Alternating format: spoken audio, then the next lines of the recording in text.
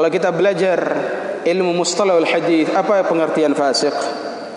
Ya. Orang yang fasik adalah orang yang banyak melakukan maksiat. Artinya maksiatnya lebih banyak daripada kebaikannya. Ini orang yang fasik. Ya. Maksiatnya mengalahi kebaikannya. Kalau dalam satu hari, ya, dia melakukan kebaikan 10 kebaikan.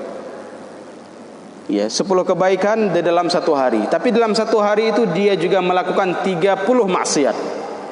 Ini orang saleh atau orang fasik? Orang fasik. Maka kita harus hati-hati, jangan sampai kita termasuk orang yang fasik. Ya, maksiatnya lebih banyak daripada kebaikannya. Amal baiknya sedikit, maksiatnya, dosanya malah lebih banyak. Makanya untuk menjauhi ya maksiat lebih banyak, maka kita harus merenungi hadis Nabi sallallahu alaihi wasallam, min husnil islamil mar'i tarkuhu ma la ya'ni.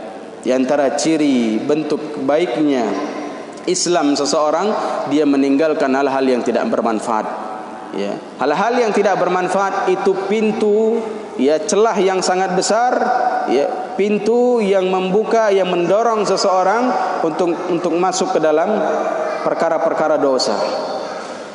Awalnya sia-sia, tapi berlebihan banyak menjadi dosa. Ya. Maka jamaah yang dimuliakan oleh Allah Subhanahu wa taala, jangan sampai orang-orang yang telah mengaku beriman kepada Allah dan berusaha beramal saleh, tapi pada hakikatnya dia termasuk orang-orang yang fasik.